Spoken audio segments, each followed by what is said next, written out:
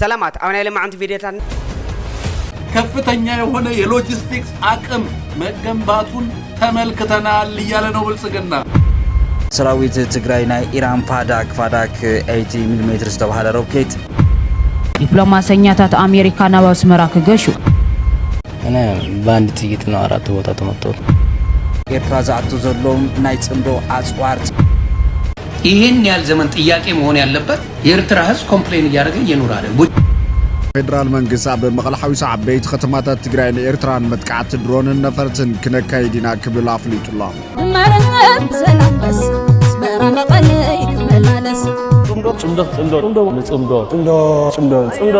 ናት ሁሉ ነገር አተናምበ ሃይለ ፈናል ደኔና ክልተ ሐዋት ህዝብ ኮይና መፍለይ ይውዱ صمدو كويتا صمدو قدم انت اذا اكونك كم حديث تقرم انت تباسنا نعرق صبغ تسرحنا خان مرق نتزس قرنا تريد سقم قلت اخونك كم حدا قلصن لام تازي ناي ويني كي مسلكاتكم ناي بركت بركت بركت بركت بركت بركت ولا سب سلام تاي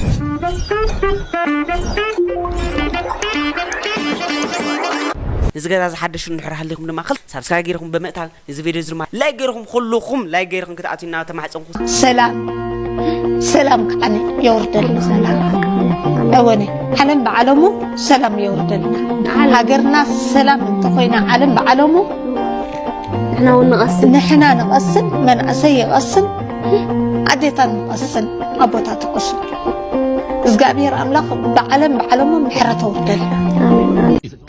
نسبة تقرأي زراقيتون فاسئتها حدنتون مزراقن مس إيرترا خي قرارب نمعقاتون تقبر مدارتاتن نايمد نقار بروبوغانداتاتن كم تكبنينو تريفو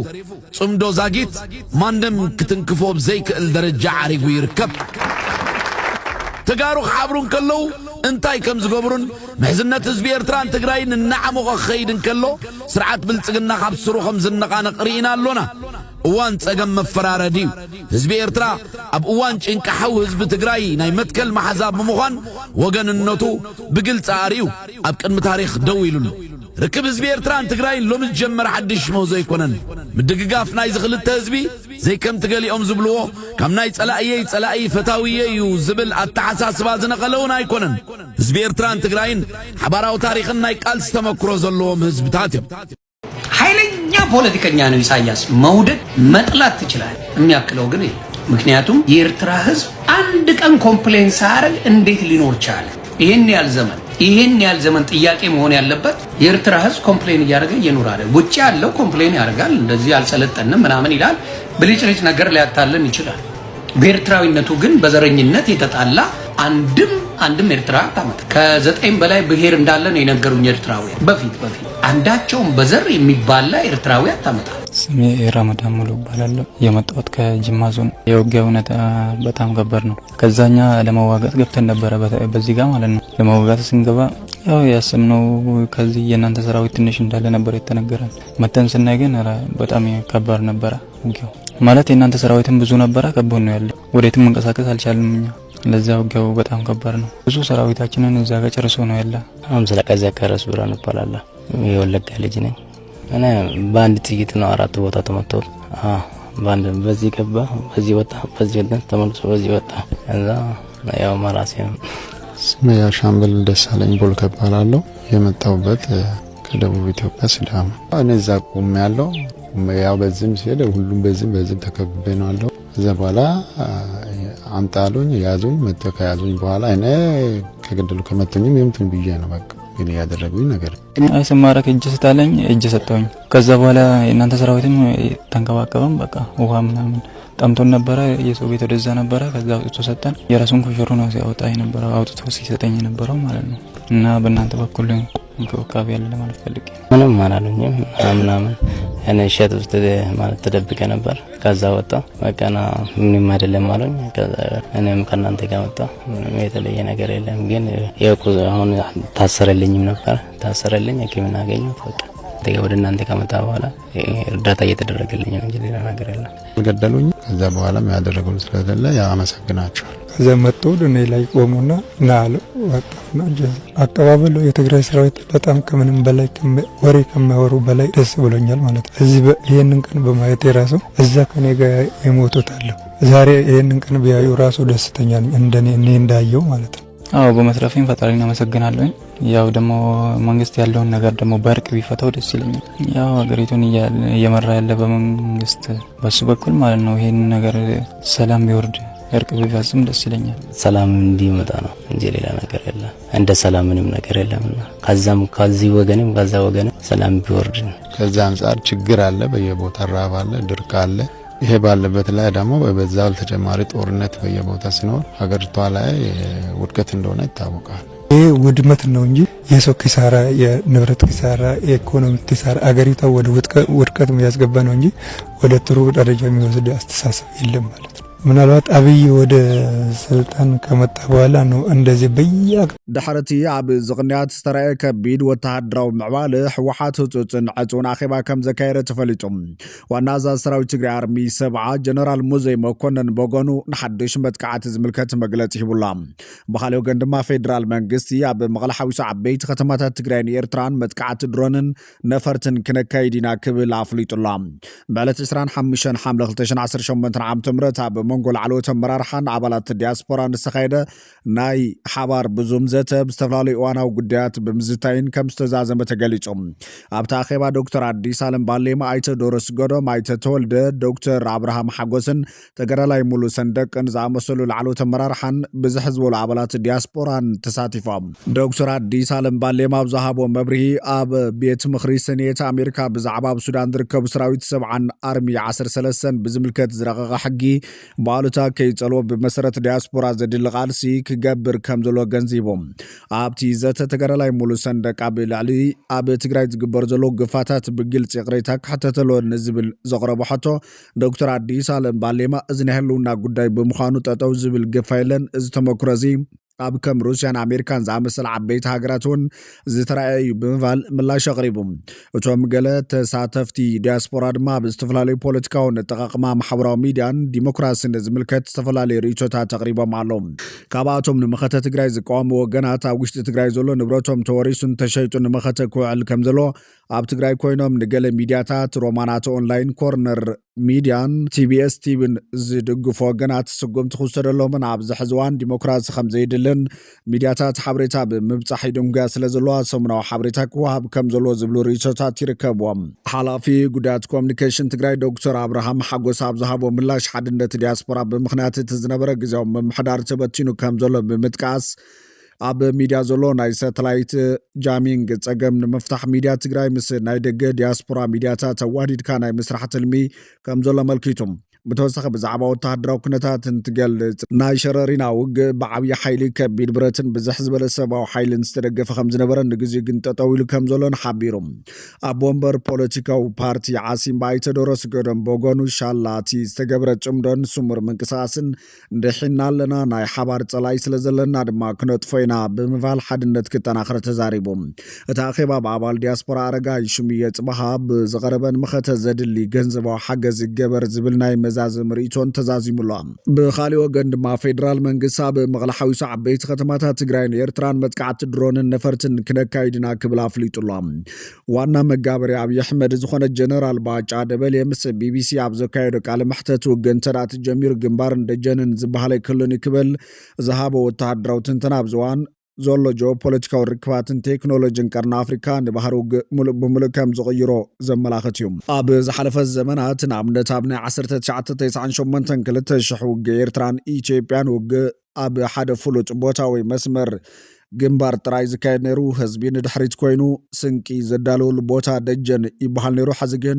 ብሰንኪ ምዕባለ ቴክኖሎጂ ውግእ ኣብ ዶባት ጥራይ ዝውሰነ ኣይኮነን። ዘመናዊ ናይ ድሮን ቴክኖሎጂን ነፈርትን ካብ ማእኸል ሃገር ተበጊሰን ኣብ ማእኸል ርእሰ ከተማታት ወይ ዓሚቕ ስትራቴጂካዊ ቦታታት መጥቃዕቲ ከውርዳ ይኽእላየን። ሓደ ከተማ ወይ ዓዲ ካብቲ ኩናት ዝካየደሉ መስመር ብኣማይት ኪሎሜትራት ርሒቑ ስለ ዝተረኸበ ጥራይ ርሒቑ ወይ ድሕሪት ደጀን ኮይኑ ብሰላም ክነብር ኣይኽእልን እዩ። መላእቲ ሃገርን ዞባን ቀጥታ ናይ ውግእ ዞባ ይኸውን ዝበለ ጀነራል ባጫ ደበል ዓበይቲ ከተማታት ትግራይ ሱዳንን ኤርትራን ድማ ግዳይቲ መጥቃዕቲ ከም ዝኾነ ኣፍሊጦም ጂኦፖለቲካ ቀርና አፍሪካ ምስ ማእከላይ ምብራቕን ዓለም ለኻዊ መስመራት ንግድን ቀይሕ ባሕር ባብ ኤሌመንት ኣዝዩ ዝተኣሳሰረ ኣብቲ ዞባ ዝርከቡ ናይ ወጻኢ ወተሃደራዊ መደብራትን ኣብነት ቱርኪ ሕብራት ኤምራት ዓረብ ቻይና ጽልዋታትን ኩናትን ተተወሊዑ ሙሉእ ቀርና አፍሪካ ብሓንሳብ ክድርኽ ከም ዝኽእል ይገብሮም እቲ ጀነራል ወይ ድማ ባጫ ደበል ዘቕረበ ጂኦፖለቲካዊ ትንተና ንላዕላውነት ኤርትራ ዝግህስ ንቀይሕ ባሕር ብሓይልን ምቁጻር ዝዓለመ ናብ ቀርና አፍሪካ ሓድሽ ፖለቲካዊ ካርታ ንምፍጣር ዘቕንዓን ናይ ወረርቲ ወተሃደራዊ ስነ ሓሳብ ዝብል ምላሽ ተዋሂብሉ ኣሎ እቲ ብመንግስታትን ሚድያታት ኤርትራ ከም ናይ ኩናት ምስምስ ተወሲዱ ዘሎ መደርኡ ሕጋዊ መንግስቲ ኤርትራ ኣይክህሉን ማለቱ እዚ ንናጽነትን ላዕላውነትን ኤርትራ ብቐጥታ ዝኽሕድ እዩ ባጫ ደበል ኤርትራ ካብ ኢትዮጵያ ዝተፈለየትሉ ሕጋውን ሞራላውን መስርሕቶ ምልክት ዘለዎ እዩ ብምባል ናይ ቀደም ወደባዊት ሃገር ናይ ሙኻን ድሌት የንጸባረቕ ዓላማ ድማ ንህዝቢ ኢትዮጵያ ብሄራዊ ስምዒት ብምልዓል ወተሃደራዊ ወራር ንምድላው እዩ ንመንግስቲ ኤርትራ ከም ዘይሕጋዊ ወይ ግዝያዊ ጌርካ ብምስኣል ነቲ ብቐጥታ ኩናት ናይ ምኽፋት ወይ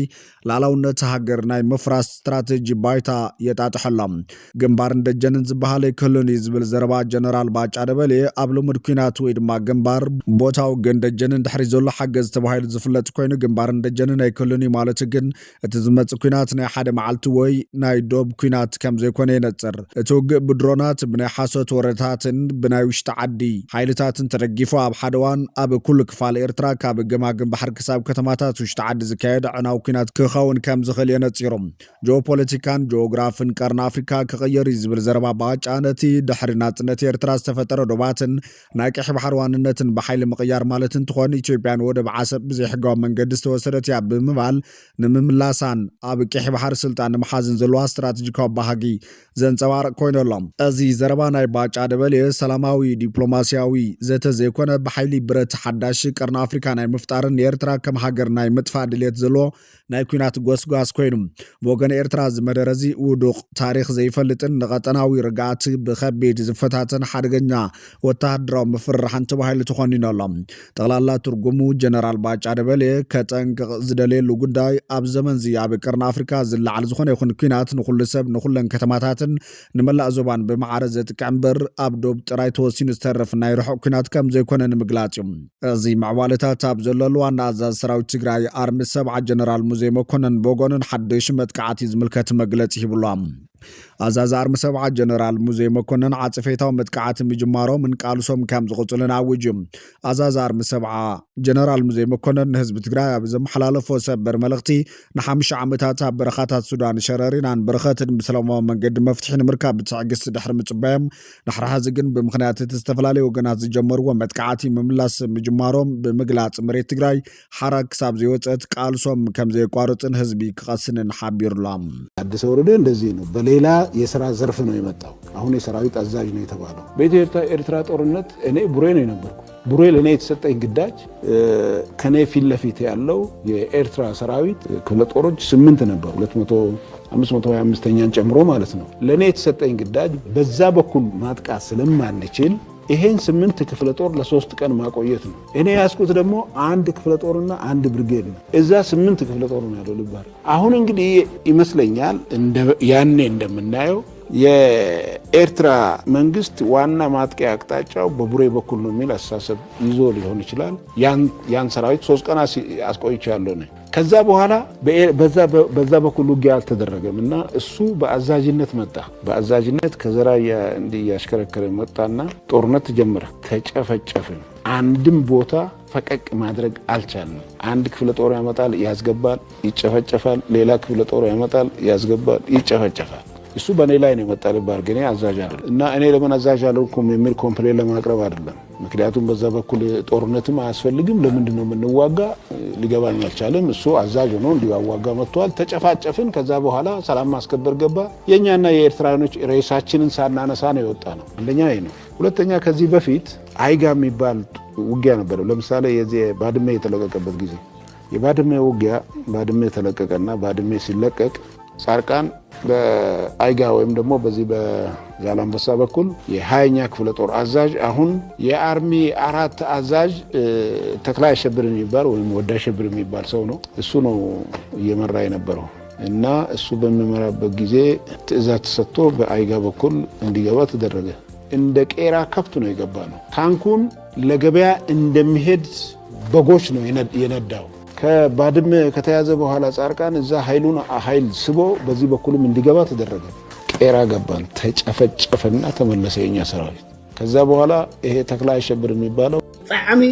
ብሱሉ ሰርቫይቫል ክብል ናብ ምዕራብ ገጽ ትውር ብስሩ ትውር ከትውር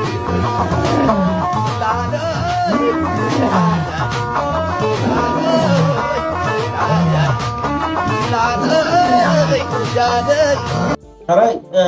نشوف توقع خمس بهال نايم عالباقي استزاربو حج زربا بتنا قدم امصيخا دمسس تبلو مالتي غزينا او تزيقتنا صبو كاين يسمعني ابزون نفانو انتاي زولم دلو انا ግን بتعمي زم سبات زياتم عدلኛ يكونت ኢትዮጵያ عدلኛውን ኮይና ይፈልጥኛ እቶም እንስሳ ይክሹ ኾንዮም ካብቶም መራሕትና ኢትዮጵያ እቶም እንስሳ ይክሹ ኾንዮም ካብቶም መራሕትና ኢትዮጵያ ብዛዕባ ፋኖ ተዛሪብ ነይሩ። እኔ ግልጽ የሆነ ነገር ልንገር፣ 4 ኪሎ ሰው የለም ቢባል አንዳቸውም 4 ኪሎ መጥቶ አይዙ ፋኖ ይሁን ኦላ አይመጡም። በጭራሽ ምንና አይመጡም። ካፓሲቲም የላቸውም። መጥቶም የሚያደርጉት ነገር የለም። ምን ያደርጋል? እስኪ ማን ነው የሚመጣው? ዘመነ ካሴ ነው የሚመጣው? ማን ነው መጥቶ 4 ኪሎ ገብቶ ኑ 4 ኪሎ ክፍት ነው ብትላቸው አይመጡም። وحجي فانو كمخا اولا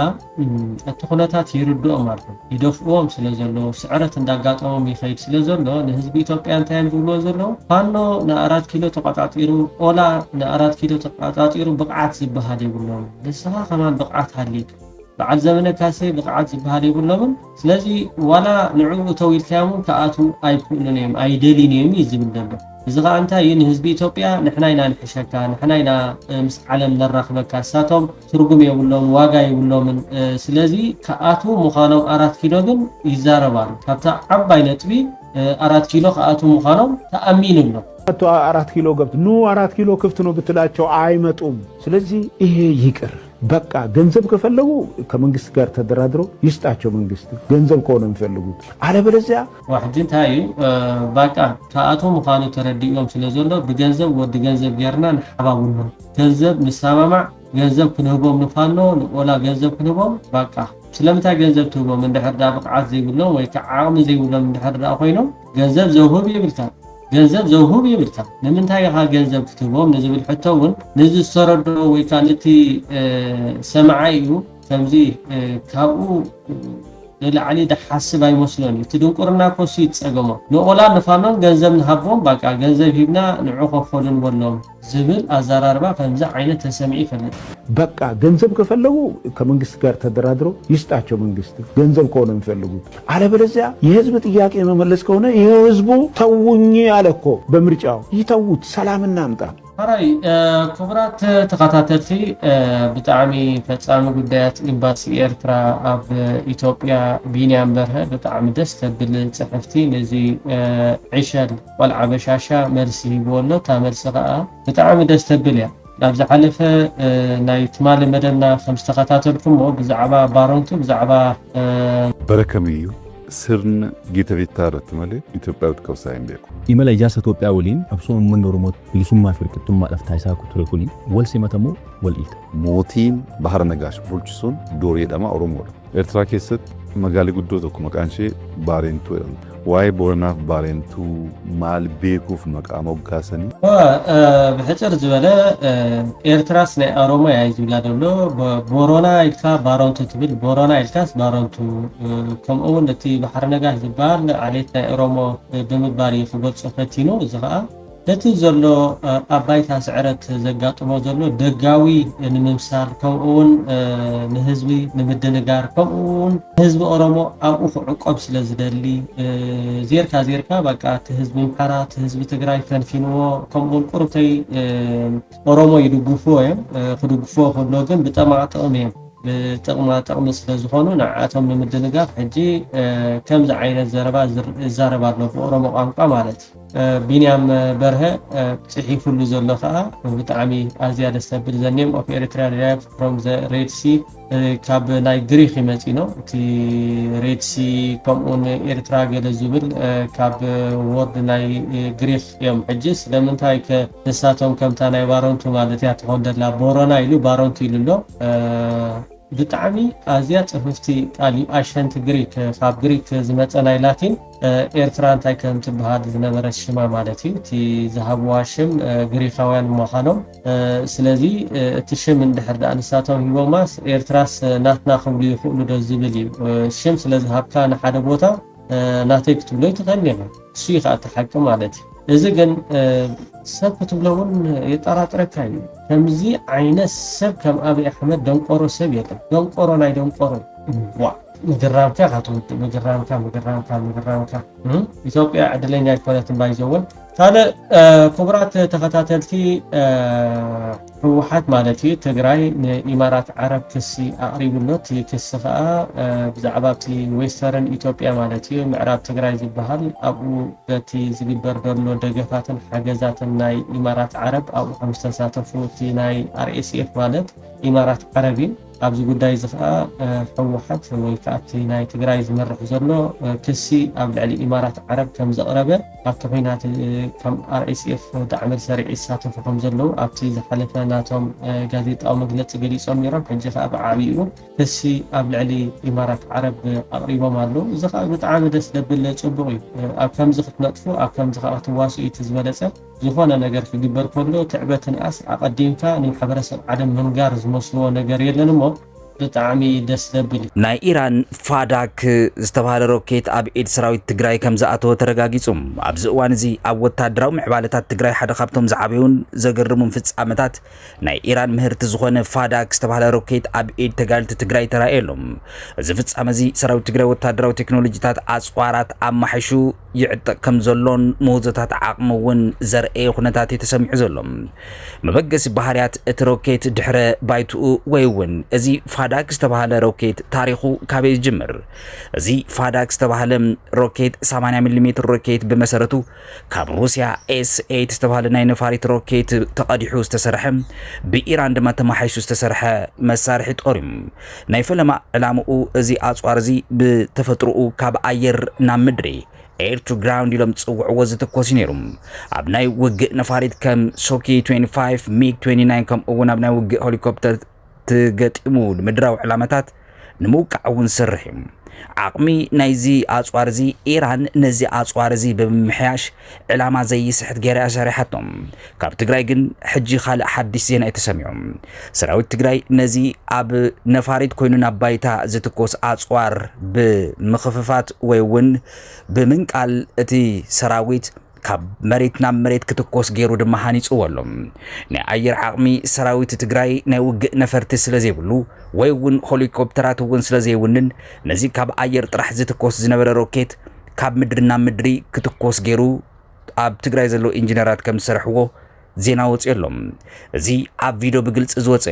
ምናልባት ኣጽዋራት ቪድዮ ተንቀሳቃሲ ኣብ ዩቲዩብ ክፍኖ ክልቀቀውን ስለዘይፍቀድ ኣብ ማሕበራዊ ሚድያ ግን ከም ዝተመልከትኩሞም ምናልባት ተስፋ ንገብር ሰራዊት ትግራይ ብናቶም ወታደራዊ ምህዞን ኢንጂነሪንግ ነዚ ሮኬት እዚ ካብ ምድሪ ናብ ምድሪ ግራውንድ ቱ ግራውንድ ሻት ዝግበር ወይ እውን ክትኮስ ከም ዝኽእል መንገዲ ዘመናዊ ናይ ምድሪ መተኮሲ ኣጽዋር ሰርሕሉ መንገዲ ኮይኑ እውን ተራእየሎም ወታደራዊ ዓቕሚ ኣብ ኩናት ዘለዎ ግደ እዚ ሚሳኤል እዚ ክንምልከት ከለና እዚ ብምድሪ ዝትኮስ ሮኬት ኣብ ልዕሊ ዝተፈላለዩ ናይ ጸላኢ ዕላማታት ክውዕል ከም ዝኽእል እውን ኣብ ሩስያን ኣብ ኢራንን ተመልኪትና ኣለና ናይ ጸላእቲ ታንክታት እውን ናይ መውቃዕ ሓይሉ ኣዝዩ ልዑል ምዃኑን እግረኛ ሰራዊት ዝተኣከበ እውን ኣብ ምብታን እውን ናይ ባዕሉ ልዑል ተኽእሎን ዓቕምን ከም ዘለዎን ምህንድስና ህንጻታትን ምሽጋትን እውን ናይ ምፍራስ ዓቕሙ ገዚፍ ምዃኑም ናይዚ ሮኬት ቴክኖሎጂ ስራሕቲ ካብ ሩስያን ኢራንን ዝወፁ ዘሎ ሓበሬታታት ዝገልጹ እዛ ኣጽዋር ዝምባር ሕዚ ኣብ ኢድ ሰራዊት ትግራይ ኣትየሎም ዞባዊ ጽልዋ ናይዚ ወታደራዊ ምዕባለ ክንምልከት ከለና እዚ ዓይነት ናይ ምድሪ መተኮሲ ምህዞ ኣብ ዝተፈላለዩ ናይ ዞባ ጎንፂ ኣብ ሱዳን ተራእዩ እኳ ተነበረ ብፍሉይ መልክዑ ግን ኣብ ኢድ ሰራዊት ትግራይ ከኣቱ ከሎ ኣብ መኪና ተጻዒኑ ናብ ምድሪ ምሽጋትን ክትኮስ ተራእዩ እዚ ምዕባለ እዚ ተጋልቲ ትግራይ ዘመናዊ ናይ ወታደራዊ ኢንጂነሪንግ ናይ መምሕያሽ ዓቕሞም እውን ዘርኤሉ ክብሉ ዓለም ለኸ ማዕከን ዜና እውን ይጽብጽብ ኣለዋ ብሓፈሻ ናይ ኢራን ፋዳክ ሮኬት ኣብ ኢድ ሰራዊት ትግራይ ምርኣዩ ጥራሕ ዘይኮነስ ነዛ ጽዋር እዚ ካብ ኣየር ናብ ምድሪ ዝነበረ ካብ ምድሪ ናብ ምድሪ ብምቕያር ዝተገበረ ወታደራዊ ምህዞ ኣብ መጻኢ ናይቲ ዞባዊ ወታደራዊ ሚዛን ዓብይ ጽልዋ ከም ዝፈጥር ብርግጽ አረጋግጾሎም ይሄ ጽሁፍ በኔ እይታ ደግሞ ብልጽግና በርካታ ጉዱን የሰረዘረበት የገባበትን ቅርቃር በትክክል የተናዘዘበት ሆኖ አግኝቷል። ምን ብሎ ነው የሚጀምረው? አንሙት ኦገስት 1 2026 ዓ.ም በሸረሪና አካባቢ ላይ በሆነው በዚህ ከሱዳን ቴሪቶሪ ነው የሚለው ከዛ የተነሳን በመነሳት በሸረሪና አርሚ ሰባ የፈጸመብን ኢንፍሊክት ያደረገብን ወይንም ደግሞ ያደረሰብን እና ከአርሚ ሰባ የተሰነዘረብን ጥቃት የፖስት ፕሪቶሪያ ሴኩሪቲ አርኪቴክቸሩን ከፕሪቶሪያ በኋላ የነበረውን የሰላምና የደህንነት መዋቅር ወይንም ደግሞ ስምምነትና ሂደት ብቻ እና በዛ ላይ በምስራቅ አፍሪካና በኢትዮጵያ ላይ አደጋን ይዞ የመጣ ነው ሲል ገልጸውና ጉዳዩን ግን ስለ ባትልፊልዱ አይደለም የምናወራው ቢመከትም ይሄ እንቅስቃሴ በአርሚ ሰባ የተሰነዘረብን ጥቃት ቢመከትም ከዚህ በፊት ገጥሞንና አይተን ማናቀው ነገር ገጥሞናል በማለት ነው የሚጀምረው። በጣም ብዙ ሰዎች አሁን አንተ እንዳልከው ብልጽግና ያው ፕሮቮክ ተደረኩ ነው የሚለው ምንም ጥያቄ የለውም። እኔ ሄጄ ጀመርኩት እንደማይል ግልጽ ነው። ብዙ ሰዎች ግን ብልጽግና ላይ ስለደረሰው ጉዳት ሊናገሩ አልፈልጉም። በተለይ ብልጽግና አክቲቪስቶች በህወሓት ላይ በርካታ ጉዳት አደረስን ሲሉ ነበር ሲደመጥ የነበረው። በኋላ ላይ የሚወጡ መረጃዎች ግን በተቃራኒው በርካታ ነገርን ሲያሳዩ ነበር። አሁን ብልጽግና በይፋ በሸረሪና ምን እንዳጋጠመው በይፋ ተናዘዘ። ምንድነው የሚለው? የኦፕሬሽኑ ስትራቴጂክ ሲግኒፊካንት ላይስ ሌስ ኢን ዘ ባትልፊልድ አውትካም ዛን what it reveals about the evolving configuration of alliances መሬት ላይ ያለውን ሁኔታ በተመለከተ ከባትልፊልዱ ሁኔታ በጦርነቱ ካየነው በጦርነቱ ውስጥ ከነበረው ሁኔታ ይልቅ አጠቃላይ ብዙ ነገሮችን እንድናይበት ያሳየነው ይላል። at operational level በኦፕሬሽን ደረጃ እንደዚህ አይነት ዲግሪ ኦፍ ፕላኒንግ እንደዚህ አይነት ኮኦርዲኔሽን እንደዚህ አይነት ሎጂስቲካል ፕሪፓሬሽን በታሪክ አይተን አናውቅም ብሎ ጽፏል ብልጽግና። ምንድነው የሚለው? ኦፕሬሽናል ሌቭል the attack demonstrates a degree of planning coordination and logistical preparation ምን with ይላል inconsistent with purely insurgent framework or fragmented forces እንዲህ አይነት ኢንሰርጀንት እንዲህ አይነት ፍራግመንትድ የሆነ ኃይል ወይንም እነዚህ ሰዎች የሽምቅ ተዋጊዎች ናቸው ለማለት በማያስችል ደረጃ ከፍተኛ የሆነ ኮኦርዲኔሽን ከፍተኛ የሆነ ፕላኒንግ ከፍተኛ የሆነ የሎጂስቲክስ አቅም መገንባቱን ተመልክተናል እያለ ነው ብልጽግና። ይሄ ኢንሰርጀንት አይደለም በርካታ ሀገሮች ካልሆኑ በስተቀር እንዲህ አይነት ጦርነት በታሪክ ገጥሞኝ አያውቅም እያለ ነው ብልጽግና። ባይዘው በጣም በርካታ የህወሓት ኃይሎች ተመቱ ምናምን የሚል መረጃ ሲደርሰን ስለነበር አብዛኛው ፕሮፓጋንዳ እንደሆነ ብናውቅም አሁን ብልጽግና ራሱ በአደባባይ ወጥቶ እንዲህ አይነት ፕላኒንግ እንዲህ አይነት ወታደራዊ ትብብ እንደዚህ አይነት ኮኦርዲኔሽን እንዲህ አይነት የሎጂስቲክ ዝግጅት እንዲህ አይነት ዲፕሎይመንት በጣም ከፍተኛ የሆነ ሜካናይዝድ ካፓቢሊቲ ሄቪ ዌፐን እና ኮምባይንድ ዩዝ ኦፍ ክሮስ ቦርደር ስቴጂንግ ግራውንድ ከፍተኛ የመስፈንጠር አቅም ወታደራዊ አቅም ከፍተኛ የሆነ ሜካናይዝድ የሆነ ካፓቢሊቲ ከፍተኛ የሆነ ከባድ መሳሪያ ገጥሞን የማያውቅ አይነት ቴክኖሎጂ ገጠመን እያለ ነው ብልጽግና። ስለዚህ አልዋጋም እያለ እኮ ነው። አነሙት ቅድም ስትራቴጂክ እንትን የምትላት ምንድነች? ምን ነበር ስትል የነበራት ያልካት? ፖሊሲ ኦፍ ሪስትሬንት እንዲህ አይነት ነገር እያየው አልገባም እያለ እኮ ነው። ምክንያቱም ጉዳዩ በፊቱ አይደለም በግልጽ ነው የተጻፈ። ስቴት ሌቭል ሰፖርት አለ፣ ስቴት ሌቭል ሰፖርት አለ፣ የሀገራት ሰፖርት አለ። ድሮኖቹን አይተናቸው ማናቃቸው ድሮኖች ናቸው። ወታደሮቻችን እንዲህ አይነት ነገር ገጥሟቸው ያቅም። ይሄ ኢንሰርጀንት መስሏችሁ ከሆነ ተሳስታችኋል እያለ ለዓለም አቀፉ ማህበረሰብ እየተናዘዘ ነው። ስለዚህ ከፍተኛ የሆነ የወታደራዊ አቅም ባላንስ መዛባቱን ብልጽግና በሸረሪና ተመርያለው ተመልክቻለሁ እያለ ይሄንን ጉድ እያየሁ ደግሞ መዋጋት አልችልም። አሁን ከበፊቱ ምን ይላል? አንሙት ብዙ ነገሮች ተለይተዋል ይላል። 1 በኦፕሬሽን ሌቭል፣ 2 ሪኦርጋናይዜሽን ኦፍ ኮንፍሊክት ስፔስ ጦርነቱ የገጠመን አቅጣጫና ስፔስ ከአቅማችንና ከቁጥጥራችን በላይ ሆኗል ይላል። 3ኛ የኤክስተርናል አክተሮች ኢንቮልቭመንት ስትራቴጂክ ላንድስኬፑን አዛብቶብናል ይላል። በ3 ምክንያቶች አሁን ጦርነቱን ቨልነራቢሊቲ እንደሆነ ብናቅም እንኳን ለመዋጋት ተቸግረናል እያለ ነው። ሪስትሬንት ማድረግ ስትራቴጂክ ቨልነራቢሊቲ ነው፣ ግን እኛ ሌጂትሜሲ እንገዛበታለን። ፕሪቶሪያ ላይ ስቲክ እንዳደረጉ ኃይሎች እንቆጠራለን እያለ እኮ ነው ብልጽግና። አልዋጋም እያለ እኮ ነው። የማትዋጋበት ደረጃ ደርሰሃል ነው ደግሞ ኢትዮጵያ ውስጥ ያለው ሁኔታ። እኔ አልዋጋም። የዓለም አቀፉ ማህበረሰብ በጣም ነው ግን የሚያሳዝነው፣ በጣም ነው ግን የሚያናድደው። ያችን ማዕቀብ ወያኔ ላይ ጣልኩ ብለው እስከ ዛሬ ድረስ ምንም የማታመጣ የቪዛ ሪስትሪክሽን ያችንም እንደ ማዕቀብ እያወሩ የአሜሪካ መንግስትና የአውሮፓ ህብረት እንደውም ከጀርባ እየተነጋገሩ ሊሆን ይችላል ብሎ ማሳድ ጳውሎስ ላይ ከፍተኛ የሆነ ጫና ሲያሳርፍ ነው የነበረው። ብልጽግና ኖት ኦንሊ ሪጅናል ኮንቴክስቱን ኢንተርናሽናል ኮንቴክስቱን እንዳያነብ ሚኒስትር ፍትሒ ዓመታዊ ገምጋም ስራሕ አካይዱ። ሚኒስትር ፍትሒ ካብ 3 ክሳብ 4 ሓሳብ 2026 ኣስመራ ንዝሓለፈ ስራሕቲ ዝግምግምን ናይ መጻኢ መደባት ዝሕንፅፅን ዓመታዊ ገምጋም ኣኼባ አካይዱ። ሚኒስትር ፍትሒ ፈውሺ ሓሺም ኣብቲ ኣኼባ ዘስምዖ መደረ ቀንዲ ዕላማት ሚኒስትር ማሕበራዊ ላዕለዋይነት ምርጋፅ ምዃኑ ዝገለጻ ኮይነን እዚ ክብርታት እዚ ድማ ወናብራ ህዝቢ ኤርትራን ኣብ ግዜ ቃልሲ ናጽነት ዝመዓወሉ ክብርታት ዘስተኣሰር ምዃኑ ድማ ርድአን። ሚኒስትር ፈውዚያ ወሲኸን ኣብ ማሕበራዊ ልዕላውነት ሕብረተሰብን ዝተመርኮዘ ስርዓተ ፍትሒ ናይ ኤርትራ ታሪክን ባህልን መንነትን ዘንጸባርቕ ምዃኑ ድማ ሓቢረን። እዚ ድማ ንልዕልና ሕጊ ማሕበራዊ ስኒት ልምዓታዊ መደባት ንምትእባን ህዝብን ወሳኒ ታራ ከም ዘለዎ ድማ ግንዚበን። ኣብቲ ንክልተ መዓልታት ዝቐጸለ ኣኼባ ብዛዕባ ስራሕ ኣብያተ ፍርድን ዓቃቢ ሕግን 5 ዓመታዊ ስትራቴጂካዊ ትልሚ ምምዕባል ቴክኖሎጂ ሓበሬታ ምምሕያሽ ሕግታት ልምዓት ሰብኣዊ ሓይልን ንቕሓት ህዝብን ንምዕባልን ዝምልከቱ ሰፋዓት ፀፅዋት ቀሪቦም ድማ ምምያጥ ተገይረሎም። ኣብዚ ሕጂ ሰዓት ካብ ዝተሰምዑ ወሰንቲ ዜናታት ናብ ኤርትራ ዝኣቱ ዘሎ ናይ ጽምዶ ኣጽዋር ጽዕነት ምንጪ ፋይናንስን ዝተመልከተ ዋና ጉዳይ ኮይነሎ ኣብዚ ሓደ ወርሒ ዘቢሉም ብሰለስተ ናይ ጽዕነት ነፈርቲ ካርጎ ፍላይትስ ናይ ሩቢስታር ኤርዌይ ኣብ ማዓስከር ነፈርቲ ምጽዋዕ ወይ ድማ ማሳዋ ኤርፖርትስ ዓሊበን ኣለዋ። ምንጪ እዚ ኣጽዋር እዚ ካበዩ ኤርትራም ኣጽዋር እትዕድገሉ ዘላ ካብ ቤላሩስ ምዃኑ እዩ ዝግለጽ። ቤላሩስ ናይ ሩስያ መሻርክቲ ሓይሊ ምዃና ዝፍለጥ እዩ። ኣናሽቶ ኣጽዋራት ናይ ኤክስ ዩዘር ሶቪየት ዝበሃል ዘመን ዘፍርዮም ኣጽዋራት እተፍሪ ሃገር ምዃና እውን ልቢ እዩ ዝብሎ። ቤላሩስ ኤርትራ ነዚ ኣጽዋር እዚ ከመይ ጌራ ብፋይናንስ ሓጊዛዊ ክትዕድጎ ክኢላ ዝብል ድማ ሕቶ ብዙሓት ኮይነሎም። እዚ ጽምዶ እዚ ካብ ልቢ ሰሚሩን ናብ ተግባር ከም ዝተሰጋገረን ዝገልጽ ኮይነሎም። እዚ ኤርትራ ምስ ሕወሓት ሱዳንን ግብፅን ኮይኖም ዘካይድዎ ዘለው ጽምዶ ምናልባት እውን በዚ ዕድጊት ኣጽዋር ዝተመልከተም ኩነታት ጽምዶ ሰማይ ምብጽሓ ዘረጋግጽ ኮይነሎ። ኤርትራ ዕፁ ኢኮኖሚ ከም ዘለዋ ዝፍለጥ እዩ። ይኹን እምበር እዚ ወታደራዊ ወጻእታት ግን ብሰለስተ መንገድታት ምንጭታት እውን ከም ዝኣተወ ይግለጽ ኣሎ። 200 ናይ ዲያስፖራ ኤርትራ ግብሪ ካብ ኣብ ወጻእ ዝነብሩ ኤርትራውያን ዝእከብ ግብርን ካብኡ ድማ ካብ ማዕድን ኤርትራ ዝርከብ ኣታዊ ኣብ ኤክስፖርት ማዕድናት ዝርከብ ናይ ወጻኢ ሸርፊ ፎሬን ከረንሲ ዝተመልከተን ዋና ምንጭ እዚ መግዝእ ኣጽዋር ኮይነሎ። ካብ ቤላሩስ ዝተዓደጉ ኣጽዋራት እውን ኣዝዮም ዘመናዊትን ገዘፍቲ ምዃኖም ዝግለጽ ዘሎ ክብራት ተመልከቲ። ኣብ ዞባውያን ጉዳያት ብምእታው ዝርከብ ዘሎ ንኣብነት ኣብ ዕጡቃት ሓይልታት ሱዳን ምልምማድ ወይ ድማ ተዓሊም ተቋምቲ ካልኦት ናይ ፖርት ወደብ ኣገልግሎት ኣብ መሃብ እውን ዝርከብ ገንዘብ ነዚ ኣጽዋር እዚ መዕደጊ ኮይነሎ ማለት እዩ። ብኻልእ ገጽ እዚ ኣብ ስክሪን ትምልከትዎ ዘለኹም ናይ መዕርፎ ነፈርቲ ምጽዋዕ ወይ እውን ማሳዋ ኢልካ ዝጽዋዕ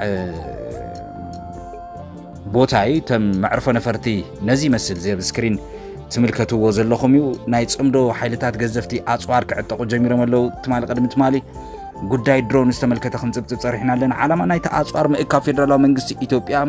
ንሓይሊ ኣየሩን ምድራዊ ሰራዊቱን ዓብይ በጀት ብምምዳብ ብምምሕያሽ ገዘፍቲ ኣጽዋራት እውን ካብ ሕብራት ዓረብ ኤምሬት ዱባይ ከይተረፈ የእቱ ከም ዘሎ ዝፍለጥ እዩ። ኤርትራ እውን ነዚ ወታደራዊ ሚዛን ንምሕላው ድማ ምስ ሰራዊት ትግራይ ወይ ድማ ሕወሓት ብምዃን ብሱዳንን ምስ ፋኖ ብምዃን እውን ዝገብርዎ ዘለው ኢትዮጵያ ትጅምሮ ዘላ መጥቃዕቲ ንምምካት ተባሂሉ እውን ይግለጽ ከም ዘሎ እዩ ተነጊሩ። ክብራት ተመልከቲ ሪቶታትኩም ይበጽሐና ኣሎ። ኣብዚ ስክሪን እውን ንምልከቶ ኣለና። ክብረት ይሃበልና ኩላኹም። ለዊ ቴንኪዩ ኢልና ኣለና። ጸጋይ ገሬ ኩላኹም ንእትህብዎ ርእቶታትኩም ኣዝና ነምስግን። ናትና ፎረም ላይቭ ኒውስ ስትሪም ኢና ንገብር ዘለና። ናብ ዝቕጽል ዜና ክንሓልፍ ኢና። ሕጂ እውን ኩላኹም ሼር ብምግባር ናብ ኩልኹም ባጽሕ ግበሩ። ናብ ሓይልታት ጸረ መኸተ ትግራይ ተሰሊፎም ዝነበሩ ዕጡቃት ተጋሩ ውሳነ ፍጻሜ ስራሕ ብሄራዊ ክልላዊ መንግስቲ ትግራይ ተቐቢሎም ናብ ዓዶም ክምለሱ ቢሮ ሰላም ጸጥታን ትግራይ ወይ እውን ሰራዊት ትግራይ ወሲኑ ኣሎ። እቲ ውሳነ እንታይ ይመስል ድሕሪ እዛ መሰጋገሪት እዚኣ ናባኹም ክነብል ኢና።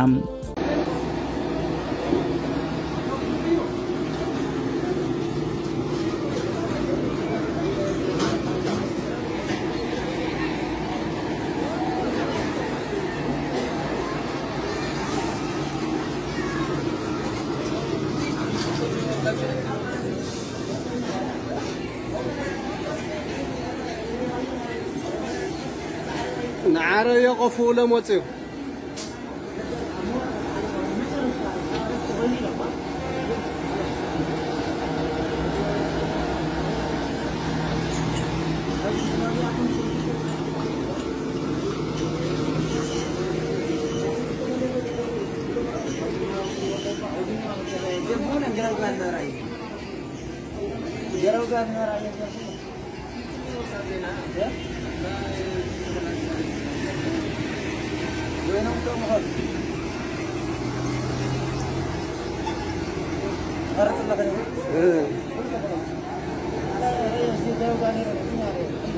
ሰራዊት ኢትዮጵያ ድሕርቲ ብወገን ግንባር ሸረሪና ዝኸፈተ ኩናት ብወገን አልፋሽጋ ድማ ሓድሽ መጥቃዕቲ ከም ዝኸፈተ ተገሊጾም ሓይልታት ኢትዮጵያ ብምብራቃዊ ደቡብ ሱዳን ክልል አልጋዳሪፍ ኣብ ዝርከብ ካብ አልፋሽጋ ናብ ባራኪት ገስጊሶም ከም ዘለው ሱዳን መቃልሕ ጸብጺቦም እዚ ምንቅስቃስ ምስቲ ኣብ ቀረባዋን ዕጡቃት ሓይልታት ሱዳን ኣብ ዓውደ ውግእ ኣብ ማእከላይ ሱዳን ግዛት ሰሜን ኮርደፋን ዘመዝገበ ዓወታት ዝጋጠም ኮይኑ እዚ ድማ ነቲ ብኢምራት ዓረብ ዝድገፍ ምልሻ ቅልጡፍ ደገፍ ሓይልታት RSF ከቢድ ፀቕጥ ፈጢሩሎም እዚ ምልዋጥ ኣካል ናይቲ ኣብ ምብራቃዊ ሱዳን ካልኣይ ግንባር ንምኽፋት ዝግበር ሰፊሕ ናይ ግዳም ጻዕሪ ምዃኑ ተዓዘብቲ ይሕብሩ እዚ ድማ ጽጋታት ሰራዊት ሱዳን ንምዝርጋሕን ትኹረት ካብ ሰሜን ኮርደፋን ንምርሓቕን ዝተዳለወ ምዃኑ ይሕብሩ ጸብጻባት ሮይተርስን መግለጽታት ወተሃደራዊ ሰበስልጣን ሱዳን ንሓዊሱ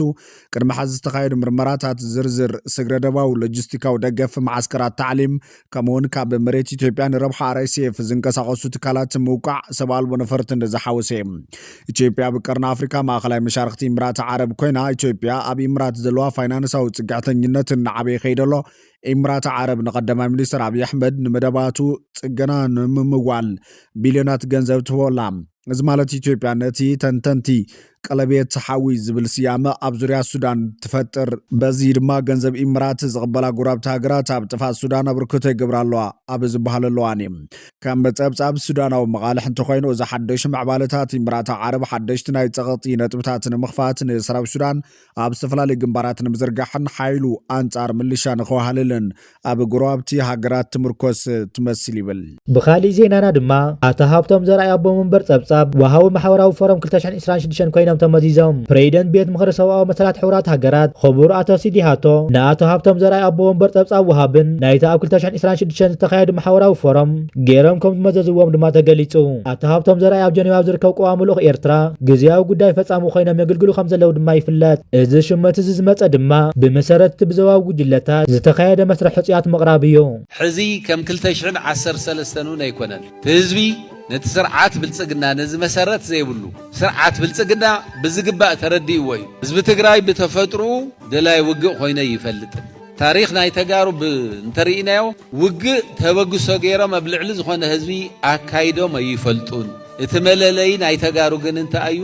መንነቱ ሕሊፉ ዘይህብ መሬቱ ሕሊፉ ዘይህብ ብሄራዊ ህልውንኡን ክብሩ ሕሊፉ ዘይህብ ህልውንኡ ዋጋ ዕዳጋ ዘየቐርብ ኩሩዕ ጀግና ህዝቢ እዚ ጀግና ህዝቢ በብግዚኡ ውግእ ዝገጥሞ ኣይግዛእ ናይ ምብርካኽን ስለ ዝብል እምበር ውግእ ስለ ዝደለ ኣይኮነን ህዝቢ ሰራዊት ትግራይ እውን ካብዚ ህዝቢ ዝተፈጠረ ሰራዊት ኣብ ዝሓለፈ ይኹን ሕዚ ኣይንጸንትን እዩ ዝብል ዘሎ እምበር ንሕና ኣብ ልዕሊ ዝኾነ ህዝቢ ኸይድና ውግእ ክንውልዕ ኢና ይብለ ደላይ ውግእ ኣይኮነን ሰራዊት ትግራይ ይኹን ህዝቢ ትግራይ ጸላእትና ግን መሬትና ቆራሪሶም መንነትና ኣጥፊኦም ፋሕብትን ክንብል ህላወና ክጠፍእ ከም ህዝቢ መጠን ከይንህሉ ንምግባር እዮም ሕዚ እውን ኣብ ቅድሜና ተገቲሮም ዘለው ለዚ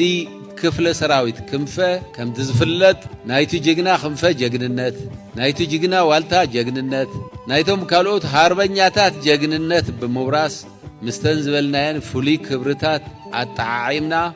ሕዚ እውን ዘበት ንብሔራዊ ጽንተት እንብለሉ ወቕቲ እዩ ንሕና እንዳሃለና ብህይወት እንዳሃለና ትግራይ ፈቆዶ ተበታቲና መሬታ ተቆራርሹ ተሸርቢሙ ህዝቢ ትግራይን ከም ህዝቢ ዝከኣሎም ኩሉ ጥፊኦም ካብ ዘጥፍዎ ተረፍ ድማ ፈቆዶ ዓዲ ተበታቲኑ ትግራዋይ ዝበሃል ንኸይህሉ ብግልጺ እዮም ዛረቡ ዘለው ኣብ ቀረባ እዋን ከም ንሰምዖ ዘለና እውን እዞም ንኢትዮጵያ ሓድነት ብጀግንነት ክሳዶም ዝሃቡ ሃፄ ዮሃንስ ከይተረፈ 17 ዓመት ሙሉእ ንሓድነት ኢሎም ጸረ ባዕዲ ከም ዘይተዋገአ ኩሉ ኣብ ውግእ ዓድዋ ይኹን ኣብ ኩሎም ጸረ ባዕዲ ጅግና ራእሲ ኣሉላ ኣባ ነጋ 13,000 ምስ በዓድ ተዋጊኦም ተዓዊቶም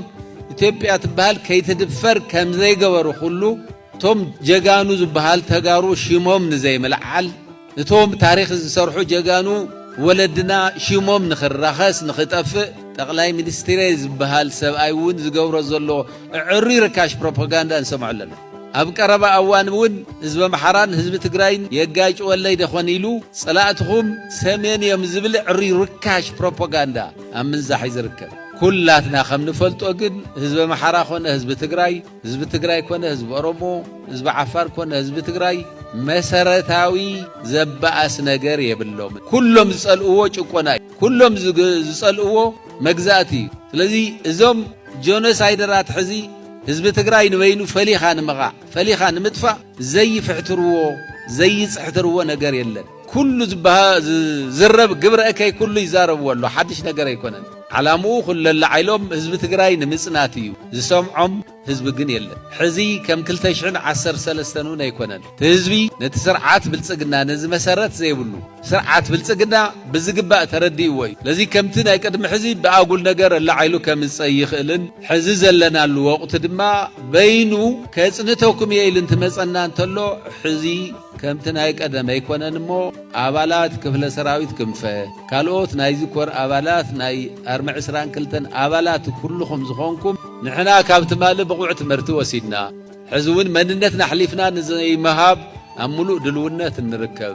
ህላው ህዝቢ ትግራይ ውሕስ ንምግባር ዝተዳለና ሰራዊት ስለ ዝኾንና ከምቶም ናይቲ ማሊ ጀጋኑ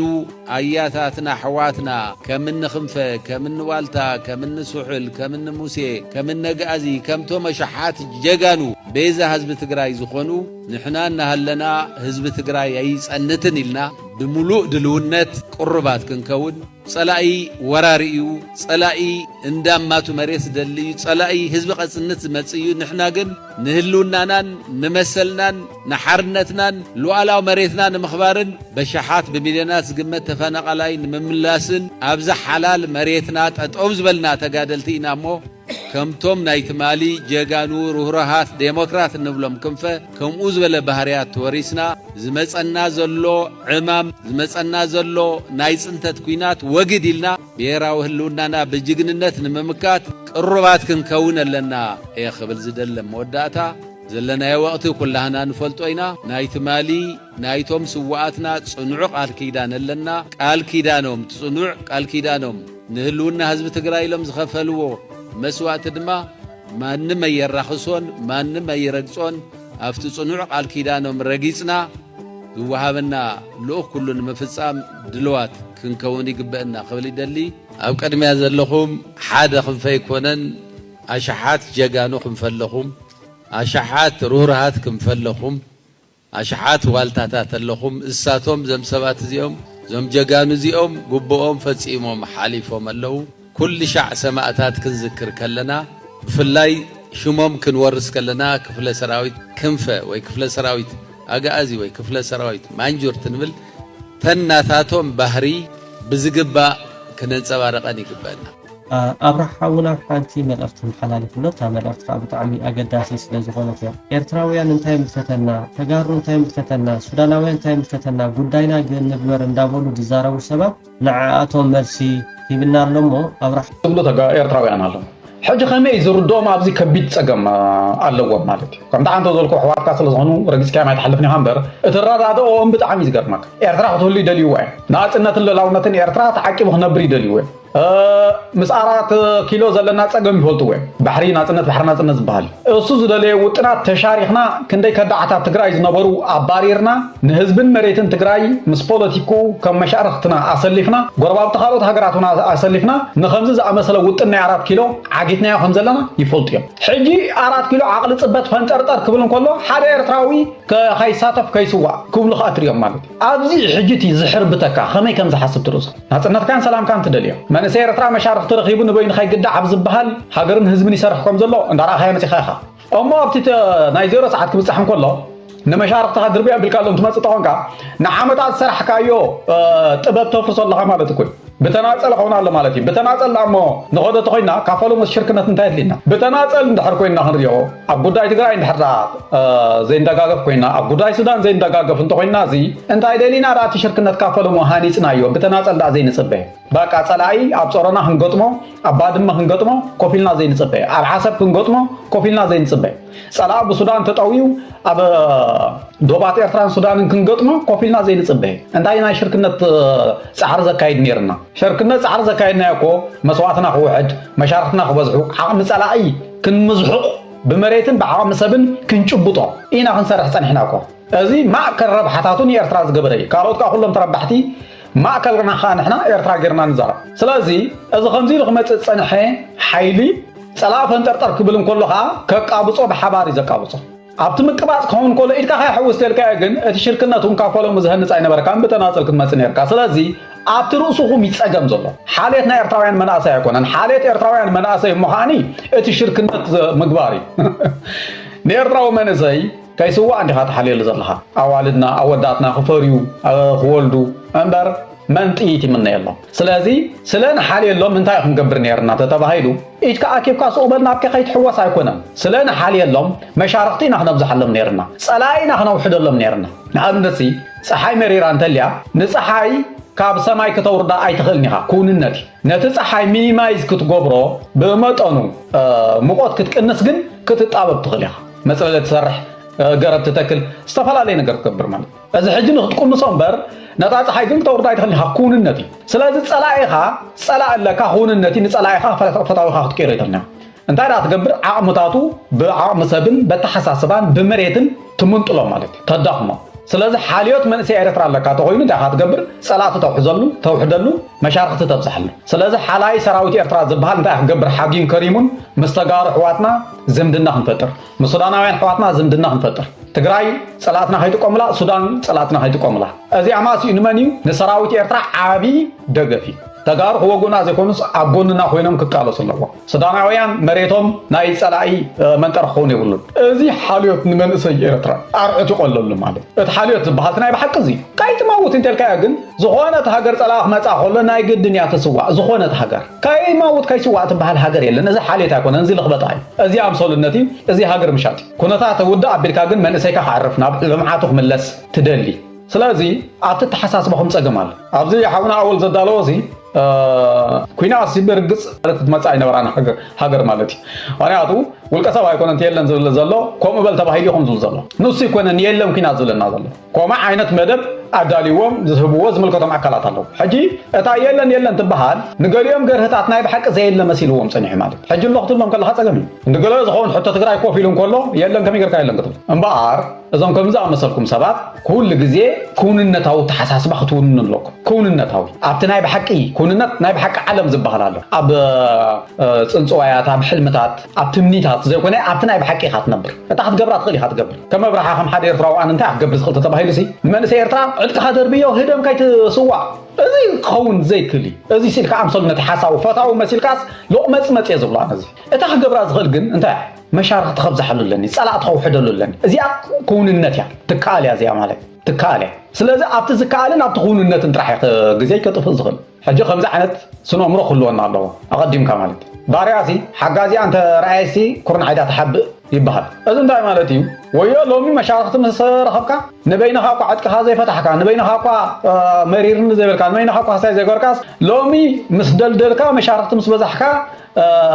ጸላእትኻ ምስ ወሓዱስ ከም ዝግበር ፈርከሽከሽ ሎሚ ዳና በፈርከሽከሽ ሎሚ ሞት ዝሓሸን ትዝረሃውን ኩስታ እዩ ስለዚ ከምኡ ጌርካ ዕጥቂ ህዝቢ ኤርትራ ሞራል ህዝቢ ኤርትራ ንምፍታሕ ዝግበር ፈንጠርጠር ጉቦ ኣይኮነን ሕጋዊ ኣይኮነን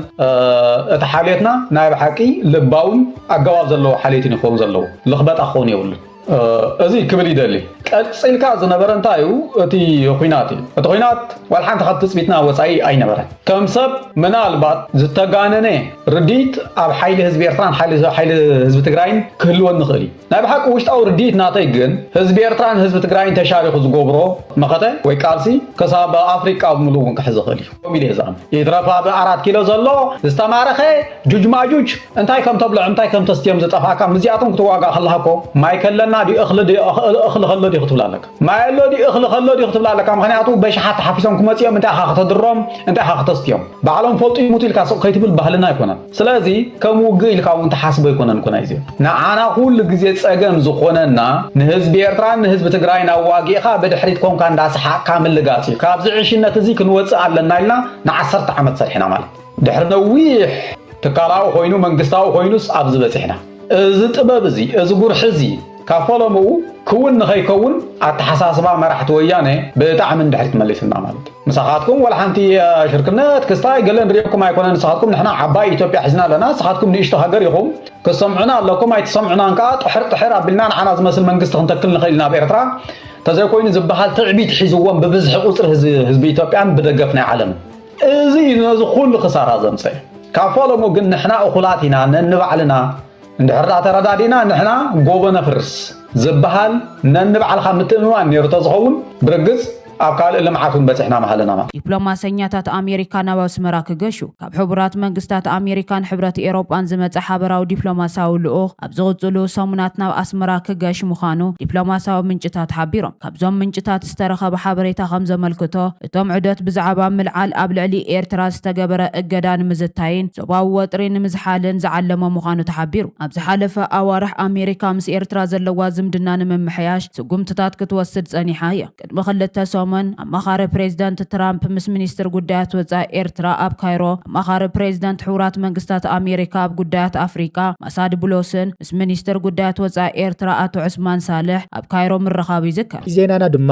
ኣምባሳደር ዓብደላ ሙሳ ልምዓታዊ መደባት ንምዕዋት ዝተዋደደ ህዝባዊ ተሳትፎ ክሕይል ድማ ፀዊዖም ሚኒስተር ምምሕዳር ከባብታት ኣምባሳደር ዓብደላ ሙሳ ኣብ መንደፈራ ዝተኻየደ ናይ ቀዳማይ መንፈቅ 2026 ገምገማዊ ኣኼባ ኣብ ዝተፈላለዩ ልምዓታዊ መደባት ብፍላይ ድማ ዓውታት መሰረተ ልምዓትን ሕርሻን ንዝተጀመሩ ስራሓት ንምዕዋዝ ዝተዋደደ ጻዕሪ መንግስትን ህዝብን ትካላት ድማ ክሕይል ፀዊዖም ኣብታ ኣኼባ ዝቀረቡ ፀብፀባት ኣብ ዝሓለፈ 6 ወርሒ ምዕቃብ ሓመድን ማይን ጽገና ጽርግያታትን ምዝጋሕ መስመር ኤሌክትሪክን ምቕራብ ጽሩይ መስተ ማይን ሰፊሕ ስራሕቲ ከም ዝተሰላሰለ ድማ ገሊጹ ብፍላይ ድማ 7 ዓታት መስተ ማይ ፕሮጀክታት ከም ተዛዘሙን 2.2 ሚልዮን ዝኾኑ ዝተፈላለዩ ፈልስታት ንህዝቢ ተዓዲሎም ከም ዝተተኸሉ ድማ ሓቢሩ ብተወሳኺ ምክንኻን ስድራ ቤት ዝዋት ምስፍሕፋሕ ምፍራይ መዓርን ደርሁን ዝተረኸበ ውፅኢት ዝነኣድ ምዃኑ ድማ ተገምጊሙ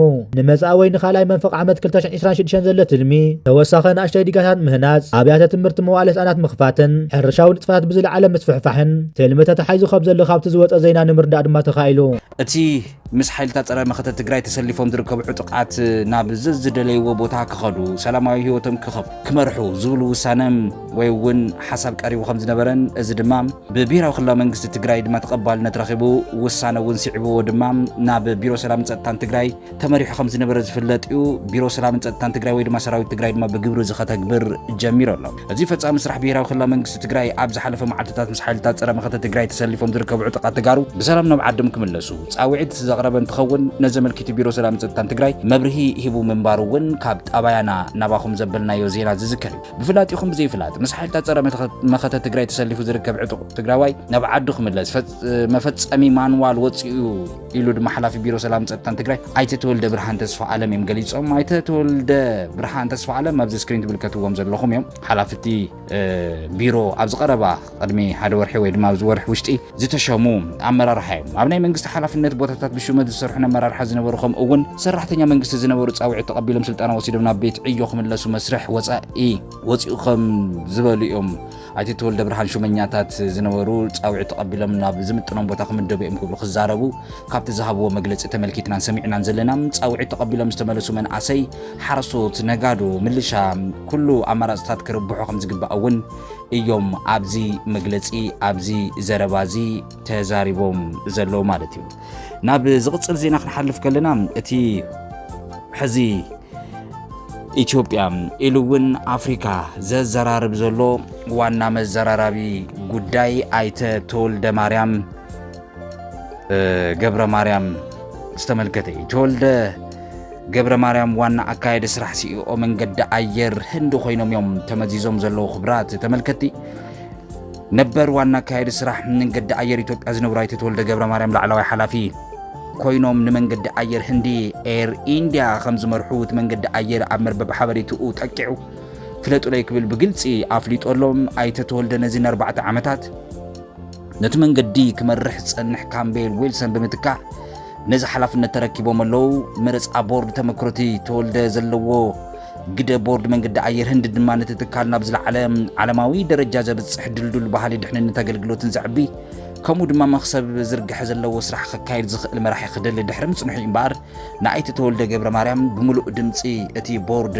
ኤር ኢንድያ መሪፁ ዘሎ ወይ እውን ሓርዩ ዘሎ ኣባላት ቦርድ ኣይቲ ተወልደ ነቲ መንገዲ ኣየር ብዓለም ፍሉጣት ምስ ዝኾኑ መንገዲ ኣየራት ክሰርዖ እየ ዝብል ጽኑዕ እምነት ከም ዘለዎ እውን ተዘሪቡ ዘሎ ኣይቲ ተወልደ ኣብ ዓለም ፍሉጥን ዕውትን መራሒ ዓውደ ኣቪዬሽን ምዃኑን ኣብ መንገዲ ኣየር ኢትዮጵያ ድማ ንልዕሊ 10 ዓመታት ኣብ ዝመርሐሉ እዋን ነቲ ትካል ኣብ ኣፍሪቃ ብዝርግሐ መኽሰብን ኣብ ቅድሚት ዝሰርዐ ኣመራርሓ መራሒ እውን ምዃኑ ዝፍለጥ እዩ። መጠን መኽሰብ ብ4 ዕፅፊ ሓፍ ዘበለ በዝሒ ነፈርቲ ድማ ብ3 ዕፅፊ እውን ዘወሰኸ ኣመራርሓ እዩ ነይሩ። ኣባል ቦርድ ኣቦ ወንበር መንገዲ ኣየር ህንዲ ኤንቻንድርስ ከራን ድማ ንምምዛዝ ኣይቲ ተወልደ ኣመልኪቶም ኣብ ዝሃብዎ መግለጺ ንኹሎም ኣባላት ቦርድ ወኪልና ኣይቲ ተወልደ ናብ መንገዲ ኣየር ህንዲ እንኳዕ ብድሓን መጽኻ ክብሉ ይፈቱ። መንገዲ ኣየር ህንዲ ሕዚ ናብ ወሳኒ ናይ ምስፍፋሕ ምዕራፍ ዝኣቱ ዘሎ ኣይቲ ተወልደ እውን ኣብ ምህናፅ ብቕዓት መኽሰባውያን ጉጅለታት መንገዲ ኣየር ዘለዎ ሕሉፍ መዝገብ ወይ ድማ ድሕሪ ታሪኹ ዘረጋገጽ ፍሉጥ ብሉጽ ገዚፍ መራሒ ኣመራርሓ ኢና መሪፅና ሕጉሳት ኢና ክብል ተዛሪቡ ዘሎ ኣይቲ ተወልደ ብወገኖም ነዚ ሓላፍነት ብምርካቦም ሓበን ከም ዝተሰምዖም እውን ገሊፆም ኣለዉ። ሕዚ ኣብ ዝረኸብናዮ ወይ እውን ኣብ ዝሰማዕናዮ ዜናና ማለት እዩ። ብኻሊእ ዜናና ድማ ናይ ቤላሩስ ዓባይ ናይ ጽዕነት ነፋሪት ተባጽዕ ተረኣያ